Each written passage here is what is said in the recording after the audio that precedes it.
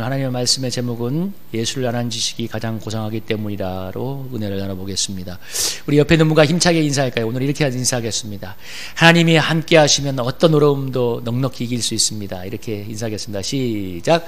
하나님이 함께 하시면 어떤 어려움도 넉넉히 이길 수 있습니다. 아멘.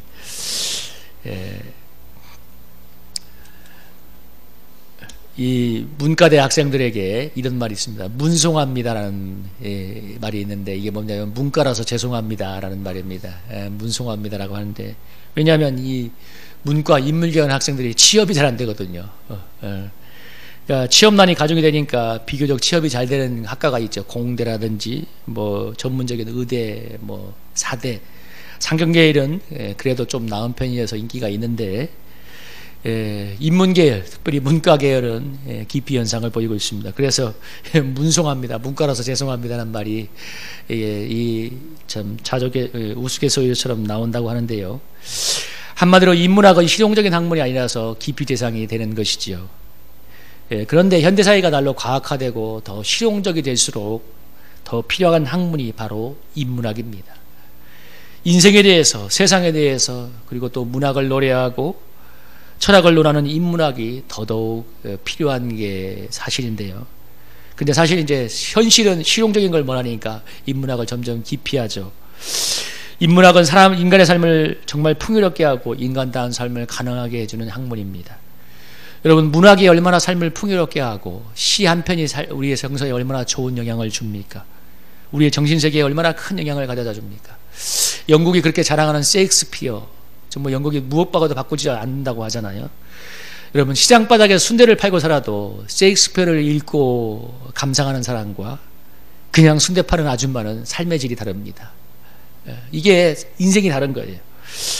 인문학뿐만 아니라 예술도 마찬가지로 우리의 삶을 풍요롭게 하죠. 여러분, 노래가 없는 세상을 생각해 보십시오.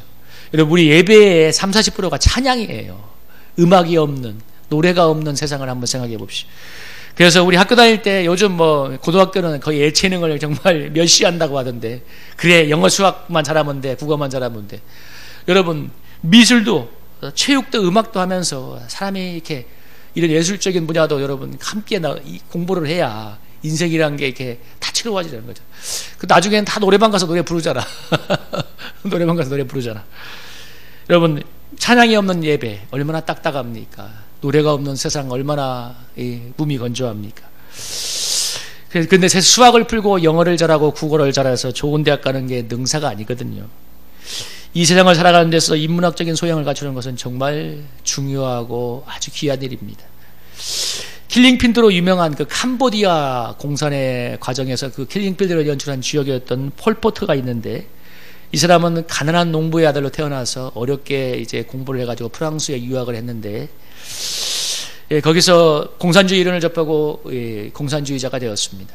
근데 그의 정신세계, 정서의 세계는 가난한 농민들, 어떨면 자본가들이라 있는 사람부터 수탈을 받는 그런 사람들을 보는 그런 세계였죠. 그래서 그 사람은 이 고국에 들어오는데 무장투쟁으로 체제전복을 꿈꾸고 공산화를 꿈꿨는데, 그래서 공산 게릴라를 이끌고 3만 명을 이끌고 공산혁명을 성공시켰는데요. 근데 이 사람의 그 정서세계는 너무나 뭐랄까, 가난한 세계에서 그 착취받는 민중만을 그런 세계만 경험해서 그런지 이 가진 사람들, 자본가들, 그리고 또 이 지식인들에 대한 이 증오가 어마어마했습니다. 그래서 의사, 교사, 교수, 예술가, 지식인들, 또 자본가들, 혁명에 방해되는 사람들을 200만 명을 죽였는데, 의사를 그 당시 이 캄보디아의 의사가 760명이 있었는데 720명의 의사를 학살했답니다. 그런데 공산혁명은 성공했으나 그야말로 반인륜적인 끔찍한 범죄의 주인공이 되었는데요. 수많은 캄보디아 사람을 죽이고 그 땅에 지우기 힘든 상처를 주었는데, 조금만 생각이 있는 사람이라면 어떻게 의사를 다 죽일 생각을 하고, 조금만 생각이 있는 사람이라면 어떻게 의사를 다 죽일 생각을 해요? 얼마나 반인륜적이고 아무리 혁명이라지만 저렇게 소양이 없고 생각이 없을까? 그의 만행은 공산권 국가들에서 용납할 수 없는 사안이 되어서 옆에 있는 베트남 공산군에서 폴포트 진영이 쫓겨나고 이제 멸망을 하게 되었는데, 사회주의 이론이 아무리 이상적인 걸 하더라도 인간에 대한 애정과 인간에 대한 철학이 없으면 이렇게 무정무자배일 수가 있는 것이죠.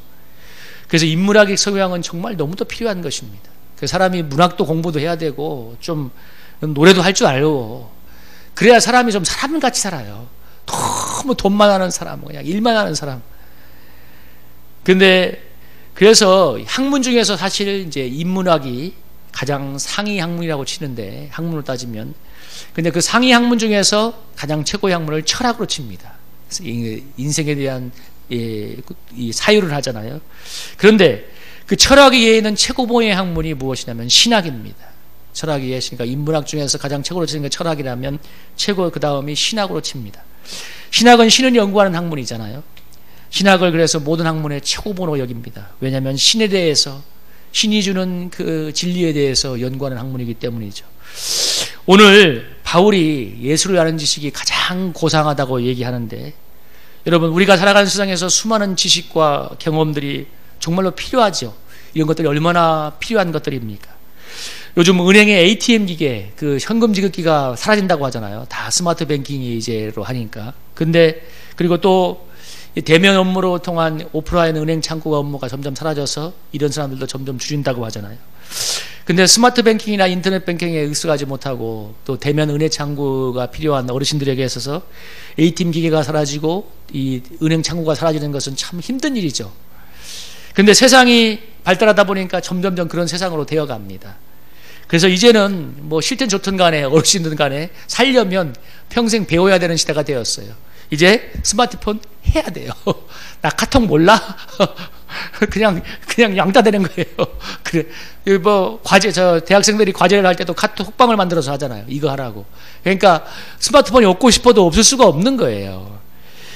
그래서 지금은 평생 학습의 시대고 배워야 되는 시대인데, 그런데 바울이 오늘 정말 이런 지식과 경험들, 자기에게 유익했던 것들도 다 배설물로 여길 만큼 예수를 아는 지식을 최고로 가치로 여기고 살아갑니다. 오늘 뭐라고 얘기하냐면 그냥 배설물로 여긴다고, 내게 유익하다는 것을, 정말 그렇게 유익하다는 것을 배설물로 여긴다고.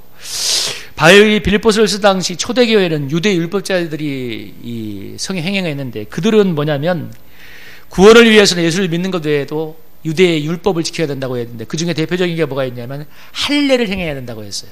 그래서 예수님을 믿음으로 고백할 뿐만 아니라 할례를 행해야 된다고. 그래서 오늘 바울이 2절에 개들을 상하고 행악하는 자들 상하고 몸을 상해하는 일을 삼가라, 이렇게 얘기하는 개들, 행악하는 사람들, 몸을 상해하는 사람들, 이 사람들이 누구냐면 바로 이 율법을, 아니 할례를 행해야 된다고 얘기하는 유대 율법주의자들입니다. 그들을 향해서 개들, 뭐 행악하는 자들, 몸을 상해하는 일을 삼가라, 이런 표현을 하면서 강하게 반박을 하고 있는데요. 왜냐하면 이제 그런 것들이 예수 그리스도의 그 유일성과 구원의 진리를 방해하는 것이기 되기 때문이죠. 그러면서 바울이 그렇게 유대의 율법을 지켜야만, 할례를 행해야만 구원을 얻는다고 하는 유대 율법주의자들, 그 육체를 자랑하는 사람들을 향해서 자기가 뭐라고 얘기하냐면, 나도 4절에 보면 정말 육체를 자랑할 만한 게 많다. 그러면서 5절에 뭐라고 했어요? 8일 만에 할례를 받고 베냐민 집하고 히브리인 중에 히브리인이고 율법으로는 바리새인이고 열심으로는 교회를 밝게 하고 율법으로는 흠이 없는 자라고, 유대인들이 정말 원하는 그런 정통 유대인이라고 얘기하고 있습니다.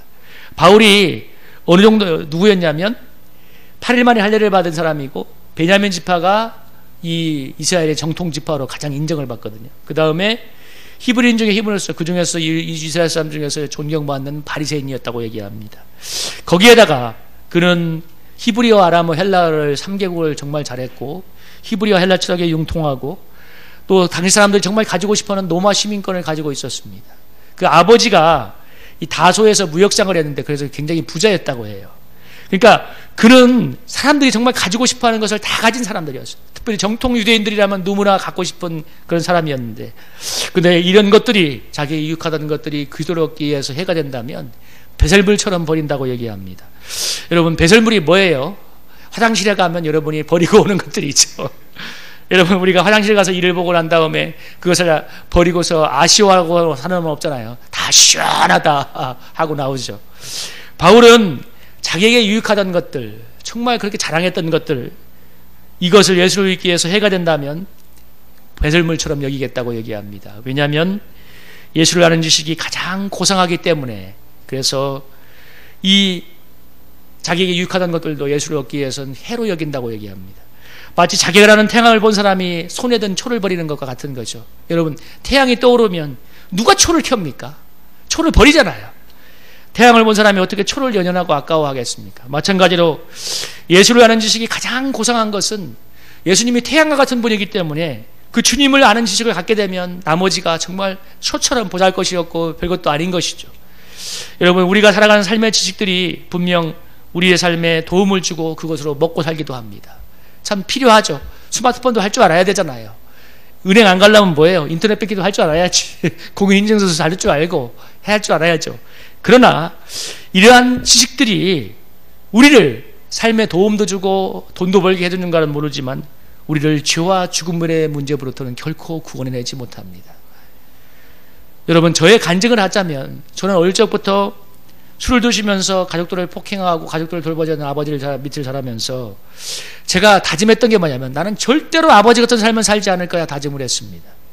그리고 또 중고등학교 때 열심히 공부를 해서 좋은 결과도 있었고 그래서 사돈의 팔촌까지 우리 집안에 대학 간 사람이었는데 그래도 저는 대학을 갈 수가 있었어요. 하나님의 은혜지만.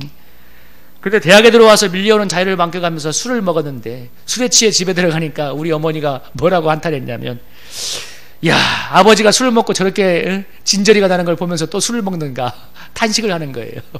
물론 그런 중에 신앙생활하면서 술, 담배는 끊었지만 그러나 제가 선교단체에서 신앙생활하며 공동생활을 하면서 제가 느끼는 건 뭐냐면 나의 영혼이 잘 변화되지 않은 것이었습니다. 내 속에 내 죄를 내가 알잖아요. 참 고민을 하면서 너무 변화가 안 된다 하고 누워있는데 어느 날 방에 누워있는데 그때 성령께서 저에게 찾아와셔서 뭘 깨닫게 하셨냐면 네가 예수님의 피로 거듭나지 않으면 네가 아버지와 똑같은 삶을 살게 될 거라는 그런 사실을 깨닫게 해주셨습니다. 왜냐하면 내 속에 내 DNA 속에 우리 가족에 우리 술 취함과 무절제가 있던 우리 가족들의 우리 집안에 우리 가정에 흐르는 이 죄의 피가 내 속에 똑같이 흐르기 때문에 내가 예수님의 피를 거듭나지 않으면 똑같은 삶을 살게 될 거라는 그런 성령이 깨달음을 줬어요. 그때 제가 했던 반응은 뭐냐면 막 너무 큰 공포감이 올라오면서 하나님, 저는 그렇게 살 거라면 저는 차라리 죽겠습니다. 그러니까 하나님, 저를 구원해 주세요. 정말 막 그 공포감 때문에 기도하게 됐거든요. 그때 정말 예수님의 피가 제 속에 역사해서 정말 술 취함과 무절제로 인생을 망쳤던 그 아버지와 저희 집안의 그 멍령된 현실에서 저를 구원해 주었습니다. 저는 예수님을 만나지 못했다면 술과 방탕함의 문제가 아니라 더 깊은 근본적인 문제, 고생하지만 흙으로 사라지는 인생의 허무에 대해서 답을 얻었기 때문에 그 허무를 이기지 못해서 술 취함과 방탕으로 살다가 인생을 마쳤을 것입니다. 여러분, 범죄한 인류에게 내려진 형벌이 무엇입니까? 오늘 이렇게 이야기하죠. 창세기 3장 17절 19절에 보면 아담에게 뭐라고 해요? 땅이 내게 가시덤불과 엉겅퀴를 낼 것이라. 내가 먹을 것은 팥의 채소인즉 내가 흙으로 돌아갈 때까지 흙으로 땅을 흘려야 먹을 것이라. 그리고 너는 흙이는 흙으로 돌아갈 것이라. 여러분 17절에 뭐라고 했어요? 네가 먹지 말란 나무의 열매를 먹었은즉 땅은 너로 말미암아 저주를 받고 너는 평생에 수고해야 그 소산을 먹으리라. 뭐예요? 열심히 땀 흘려야만 수고해야만 먹고 살 수 있다는 얘기예요. 땅이 저주를 받았기 때문에. 그게 이 범죄한 인류에게 벌어진 하나님의 형벌이자 하나님께서 내린 형벌이고 죽음 이후에는 그리고 죽음 이후에 무엇이 있습니까? 히브리서 9장 27절에 한 번 죽는 것은 사람에게 정해진 것이고 그 위에 뭐가 있다고 했어요? 심판이 있다고 했습니다. 여러분, 대부분의 사람들이 하나님의 존재와 심판을 부인합니다. 그런 게 어디 있어? 그런 것은 없다고 말합니다. 한 치 앞도 내다지 못하는 사람들이 하나님은 없다고 많은 사람들이 얘기해요.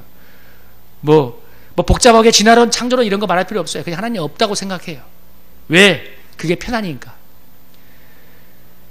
여러분 한번 그냥 저와 여러분에게 정직하게 한번 질문을 던져봅시다. 뭐 창조론을 떠나서 여기 있는 사람 중에 어느 누가 내가 태어나고 싶어서 태어난 사람이 있어요? 여러분, 우리의 태어남은 우리의 시작은 전적인 절대 타자의 개입이지 우리의 의지가 아닙니다. 여러분, 오늘 중에 어느 누가 100일 작정 기도하고 태어났어요? 나는 이 시대에 이런 가정에 태어날까? 아니요. 우리는 태어나 보니까 이 세상에 나온 거예요. 여기 와 있는 거예요. 여러분, 무슨 얘기냐면 우리는 우리의 존재의 시작도 내가 시작한 게 아니야. 전능하신 하나님의 주권이 역사이기 때문이에요. 하나님이 정한 시간에 정한 장소에 태어나는 겁니다. 죽는 것도 사실 우리가 마음대로 되나요? 여러분, 내가 100년을 살고 싶다고 100년을 사나? 내일도 죽을 수 있는 것이고, 여러분 더 살 수도 있겠죠. 사람들은 하나님의 존재를 부인하지만 가장 기본적인 나의 존재도 설명할 수 없어요. 내가 한 게 아니거든. 그런데도 하나님이 없다고 해요. 하나님의 존재를 인정하고 싶어 하지 않습니다. 그게 바로 왜 하나님을 대적해서 선악과를 따먹고 하나님과 되고 싶어한 죄성이 있기 때문에 그런 거예요. 그런데 중요한 것은 하나님이 이런 우리를 먼저 찾아오시고 구원의 손길을 내민다는 것입니다. 그래서 여러분, 우리는 어느 누구도 가만히 놔두면 하나님께로 갈 사람이 없고 구원의 길을 찾아갈 사람은 없습니다. 하나님께, 그러니까 우리의 시작이 전적인 하나님의 은총의 손길이듯이 우리의 구원도 전적으로 하나님의 주권적인 손길이 임해야 되는 것이죠. 제임스 미치너라는 사람이 하와이라는 소설을 썼는데, 거기에 1870년도에 나병에 걸린 한 사람의 한 노인의 이야기가 나옵니다. 그가 가족들로 격리되어서 이 하와이에 살던 사람인데, 그 남태평양에 그 말라카이 같은 이런 이 나병들을 수용하는 몇 개 섬이 있었거든요. 거기로 가야 되는 그런 것을 갖다가 이제 소설로 쓴 건데, 이 가야 되는 그 슬픈 사실을 가족에게 알리니까 그때 아내가 무릎을 꿇었다고 합니다. 그러면서 자신을 남편의 코드화로 바치겠다고 성원을 했다고 하는데, 코드화가 뭐냐면 건강한 사람이 나병 환자를 보살피기 위해서 기꺼이 평생을 함께 살면서 헌신하겠다고 하는 사람들, 우리말하면 옛날에 소속도에 외국에서 왔던 그 신부님들 같은 사람들, 그런 사람들을 코드화라고 한대요. 근데 그 아내가 내 남편과 함께 따라가서 내가 이 말라카이 같은 이 소록도 같은 거, 남태평양의 소록도 같은 곳에서 남편과 평생 함께 하겠다고 코드화로 자원을 했는데, 코드화들은 나환자처로 보내서 함께 살아야 되기 때문에 첫째는 나병에 전염될 위험이 너무 많죠. 그래서 나환자처럼 섬으로 가는 배에 오르기 전에 관리들이 마지막으로 이렇게 묻는다고 합니다. 지금 무엇을 하기 위해서 당신이 떠나는지 분명히 알고 있습니까? 그러니까 나환자를 섬기기 위해서 간다. 알고 있느냐? 하와이 본토로 떨어진, 멀리 떨어진 그 나환자 섬으로 유배를 떠나면서 그때 코드화들은 생명을 내놓는 결심을 해야만 그 길을 따라갈 수가 있는 거죠.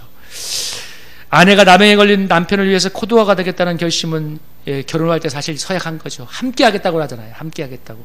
근데 그럼에도 오늘 이 아내의 결심이 얼마나 위대해 보입니까? 병든 나병에 걸린 남편을 따라간다고 하잖아요.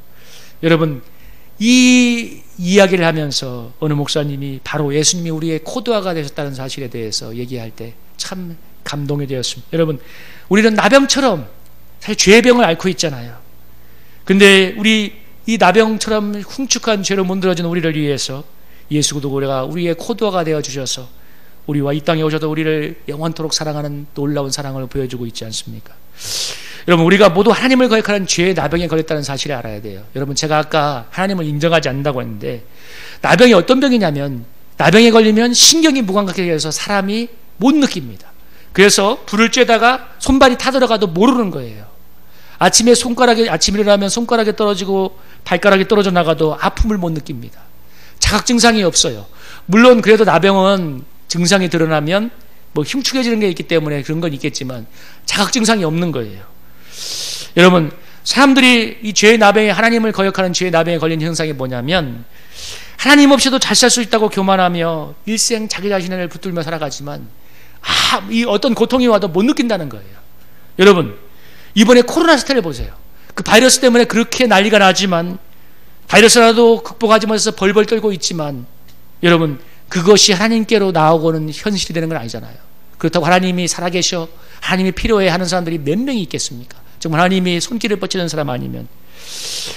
코로나 하나 때문에 얼마나 지구촌이 난리가 났어요. 여행도 안 다니고 국경도 폐쇄해버리고 경제도 폭망해도 코로나를 잡기 위해서 난리가 났는데, 그런데도 못 잡고 있는데도 사람들이 겸손하지 않습니다. 여러분, 이번에 비가 와서 농부들이 한 해 동안 뼈 빠지게 했던 농사가 한 방에 날아가요. 여러분, 우리는 이렇게 무력한 존재들입니다.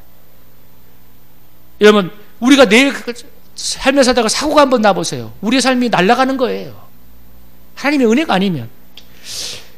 근데 하나님을 거역하는 죄의 나병에 걸린 인간은 이런 인간의 연약함과 무력함을 정말 너무나 무감각하게만 모르고 살아가요. 너무 모르고 내일 죽을 터이니 먹고 마시자고 여러분 사람들이 살아갑니다. 여러분, 저번에 미국에서 뭐 코로나 안 걸린다고 뭐라더라? 그 어느 호수에 모여가지고 수많은 사람들이 다이빙을 하면서 어느 여자가 너무 해피한 얼굴로 그러더라고. 뭐라고 하냐면, 이 물속에 들어가서 다이빙해서 수영하면 코로나균이 다 달아난대. 참 인생 행복하게 산다. 여러분, 죄의 나병에 걸린 사람들은 그냥 어쩌면 그래서 미국이 코로나를 포기했다고 하잖아요. 그냥 될 대로 되라. 여러분, 나병이 왜 무섭다고 제가 얘기했습니까? 신경이 죽어서 무감각한 것처럼, 불을 쬐다가 손발이 타들어가도 모르는 것처럼 하나님을 거역하는 죄로 인해서 우리가 영적으로 무감각해지기 때문에 이런 고통의 세상에 와도, 삶의 어려움이 불어도 하나님에 대해서, 영적인 일에 대해서 여러분 감각이 떠지지가 않습니다. 이게 정말 무서운 거예요. 가장 무서운 게 그거예요. 그래서 하나님이 은혜를 부어주셔서 우리가 영적인 자각을 할 수 있다는 건 정말 큰 은혜입니다. 하나님 우리를 간섭한다는 거, 우리의 인생을 때로는 징계하시라도 우리를 끌고 간다는 거 너무 큰 은혜예요. 제가 한번 그런 얘기 했죠. 왜 하나님이 하늘을 열어서 왜 비디오를 보여주지 않아? 천국과 지옥을 보여주면 많은 사람들이 회개할 건데. 여러분, 단연코 천국과 비디오를 보여주어도 하나님의 은혜가 부어지지 않는 심령은 회개하지 않습니다. 물론 그날 당장은 하루 정도는 하루 이틀은 마음이 가난해질지 모르지만 하나님의 은혜가 임하지 않는 심령은 어느 누구도 돌아오지 않습니다. 그게 바로 죄의 무서움이에요. 제가 그래서 여러분에게 여러 번 말하잖아요. 저는 고난 때문에 사람들이 하나님께로 온다고 말을 많이 했지만 제가 많이 본 결론은 뭐냐면 고난 때문에 하나님께 오기도 하지만 중요한 건 거기에 하나님의 은혜가 임하는 것이지 고난을 많이 온다고 하나님께 오는 게 아니에요. 고난 때문에 더 완악해지고 하나님께 멀어진 사람도 많아요. 그러니까 그래서 제가 왜 하늘을 열어서 비디오를 보여주지 않아? 신의 신들과 함께하는 그런 영화처럼 그런 지옥을 보여주면, 천국을 보여주는 사람들이 회개하지 않을까? 아니에요. 이 죄의 자각 증상이었기 때문에, 영적인 나병 환자가 되었기 때문에, 그래서 예수님이 이 땅에 오셔서 우리의 죄를 지고 대신 죽으시고 부활하는 것입니다. 답이 없으니까 하나님이 찾아오신 거예요. 그리고 우리에게 성령님을 보내어 주셔서 우리가 이렇게 영적인 자각 증상을 없는 나병 환자이기 때문에 성령님을 보내주셔서 우리와 영원토록 함께하고 계시죠. 여러분, 요한복음 14장 16절 한번 읽어볼까요? 읽어보겠습니다. 시작. 내가 아버지께 구하겠으니 그가 또 다른 보혜사를 너희에게 주시사 영원토록 너희와 함께 하리니. 요한복음 14장 26절에서 1절입니다. 보혜사 곧 아버지께서 내 이름으로 보내실 성령, 그가 너희에게 모든 것을 가르치고 내가 너희에게 말한 모든 것을 생각나게 하리라. 평안을 너희에게 끼치노니 곧 나의 평안을 너희에게 주노라. 내가 너희에게 주는 것은 세상에 주는 것과 같지 아니하리라. 너희는 마음에 근심하지도 말고 두려워하지도 말라. 아멘. 우리 성령 하나님이 우리와 영원히 함께하면서 우리를 진리로 가르치고 인도해 가며 세상이 결코 줄 수 없는 평안으로 우리에게 평안을 누리며 살게 하십니다. 우리가 하나님을 믿지 못한다면 얼마나 근심과 두려움이 많습니까? 여러분, 안 그래요? 우리가 이번에 사랑제일교회 코로나 확진자 발생으로 인해서 여러분 수도권에 코로나가 대유행할 거라고 막 뉴스가 떠들고 있잖아요. 제가 전문가가 아니고 역학조사를 모르기 때문에 그게 어떤 상황가 있는지는 모르겠어요. 중요한 건 지금 이 참 반기독교적인 세상에서 구교 성향의 우리 목사님들과 교인들이 빌미를 주었다는 것입니다. 언론은 아마 교회를 마녀 사냥하듯이 이 문제를 끌고 가지 않겠습니까? 이제 코로나는 어쩌면 신천지가 뒤집어 쓰는 것처럼 교회가 다 뒤집어 쓰여야 될지도 몰라요. 저는 그래서 이 코로나 감염에 대한 두려움보다는 이런 시대에 빌미를 주지 말자는 생각에서, 그래도 우리가 그동안은 간식도 먹고 그랬는데 당분간은 좀 간식 같은 건 자제하고 해야 되겠다는 생각을 하고, 왜냐하면 덕을 위해서 빌미를 주지 말자는 것 때문에. 여러분, 사탄에게 빌미를 주면 안 되잖아요. 단순히 두려움의 문제가 아니라, 사실 오늘은 커피도 내리지 않으려고 했는데 우리 집사람이 10분 전에 왜 커피 안 내려 하는데 내가 마음에 아이고 그래 뭘 그렇게 전전긍긍하냐, 시험 못한다고 생각하면 그래서 그냥 커피를 내렸는데, 여러분, 그래서 여러분이 그런 거 간식이 없어도 이해를 좀 해주시고. 근데 여러분, 코로나와 수해를 고통하는 이 세상을 살면서 사람들이 얼마나 근심과 두려움에 사로잡혀 있습니까? 물론 저도 두려움보다는 빌미를 없애자는 생각 때문에 하지만 우리 사람들의 마음속에 얼마나 근심과 두려움이 자리 잡고 있어요. 이런 근심과 두려움의 문제, 나아가서 죄와 죽음의 문제로부터 우리를 구원해 주실 분은 바로 죽은 자 가운데서 살아나셔서 지금 우리와 함께 계시는 부활의 주님이십니다. 이 예수라는 지식만이 우리를 죄와 죽음에서 구원해서 영원한 생명으로 인도할 수 있습니다. 여러분, 제가 아까 인문학 얘기도 하고 수많은 삶의 지식과 경험도 얘기했지만 우리를 죄와 죽음에서 구원해서 영원한 생명으로 인도할 분, 저는 저를 알아요. 제 속에 있는 그 죄성을 그 예수의 피가 아니면 그 어떤 것도 구원할 수 없다는 사실을 알고 있습니다. 그래서 주님이 저에게 생명의 구주가 되는 것입니다. 여러분, 우리를 죄와 죽음의 구원에서 영원한 생명으로 인도할 분이 예수님뿐입니다. 그래서 오늘 바울이 7절 8절에서 뭐라고 해야겠습니까? 그러나 무엇이든지 내게 유익하다는 것을 내가 그리스도를 위하여 다 해로 여길 뿐 아니라 또한 모든 것을 해로 여김은 내 주 그리스도를 아는 지식이 가장 고상하기 때문이다. 내가 그를 위하여 모든 것을 잃어버리고 배설물을 여김은 그리스도를 얻고. 여러분, 자기에게 유익하다는 모든 것을 해로운 것을 여기고 배설물처럼 여기는 것이 바로 예수 그리스도를 아는 지식이 가장 고상하기 때문이라고 오늘 바울이 고백하고 있습니다. 저는 자존심을 너무나 사랑했던 사람 중에 하나였어요. 그러니까 제가 보니까 가장 사랑했던 게 자존심과 명예를 사랑한 사람인데, 저는 그래서 이 문제가 저에겐 돈이나 세상의 어떤 것보다 더 중요한 사람이었습니다. 그래서 돌아보니까 신앙생활하면서 하나님께서 많이 자존심을 낮추는 훈련을 했어요. 수치를 당하기도 하고. 그래서 지금은 재정 문제로 빚도 지고 청소일도 하고 있는데, 저는 처음에 정말 자존심이 상해서 아유 목회 그만하고 싶다는 생각을 많이 했는데, 근데 제가 그 자존심을 붙잡고 살면 마음이 지옥인데 자존심을 배설물처럼 잃어버리면 마음속에 그리스도가 주시는 하늘의 평안이 임해왔습니다. 여러분, 자존심이 무슨 하나님이라고 그렇게 붙들고 살았는가? 그냥 자존심을 내려놓으면 하늘의 평안이 오는 거예요. 예수 그리스도가 그 속에 오는 거예요. 물론 지금도 자존심을 내려놓는 훈련을 계속하고 있지만 자존심을 내려놓으면 내려놓을수록 마음속에 예수 그리스도의 평안이 더 깊이 임해옵니다. 이거 하느라 얼마나 마음고생을 하며 마음 살았는가? 그리고 자존심 하나를 지키기 위해서 얼마나 많은 사람들이 애를 쓰며 살아갑니까? 심리학자들이 뭐라고 하냐면 가장 많은 에너지를 쓰는 게 바로 자기 자신, 쉽게 말하면 자존심을 지키기 위해서 가장 많은 에너지를 쓴대요. 그래서 말을 하면 속 시원할 문제도 말을 못 하잖아요. 자존심 하나 때문에 그렇게 많은 에너지를 씁니다. 그런데 그 소리를 얻기 위해서 여러분, 이런 것들을 배설물처럼 잃어버리면 놀라운 평안이 옵니다.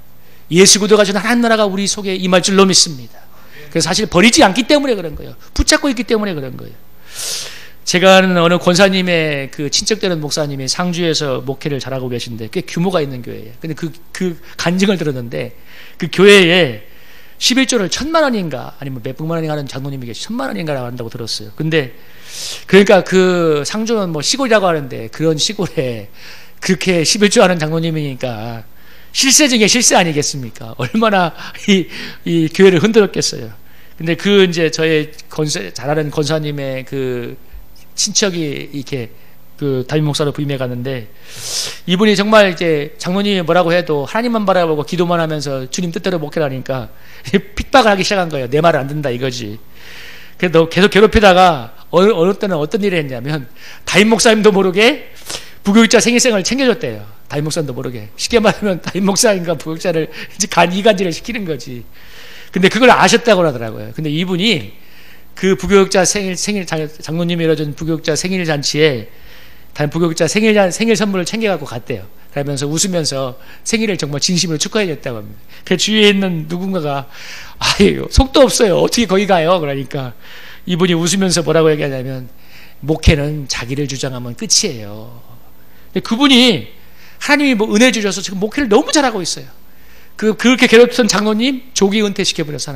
하나님이 놀라운 방법을 써서 그냥 조기 은퇴를 시켜버렸어. 하나님이 그냥 제거해버렸어요. 놀라운 하나님의 승리를 주고 계시죠. 한경직 목사님이 목회할 때, 한경직 목사님 얼마나 훌륭한 분입니까? 정말 인격자, 한국교회 성인이라는 분이잖아요. 근데 그 교회에도 한경직 목사님을 반대하는 장로님이 10명이 작탕을 해가지고 어느 날 목양실에 쳐들어와가지고 당신은 이러이러한 허물이 있으니까 사임하라고 그러면서 10가지 허물을 이렇게 종이에 적어왔대요. 그래서 참복 한경직 목사님 아무 말도 안 하고 그걸 듣고 있더만이 그분들이 가시니까 그 장로님들 뒤에 대고 인사를 하면서 너무 감사합니다. 저는 여러분들이 나의 허물을 100가지 정도 적을 줄 알았는데 10가지만 해서 너무 감사하다고, 나를 이렇게 이쁘게 맞아서 감사하다고. 그러니까 장로님들이 그 자리에서 도망을 가버렸대. 무서워서.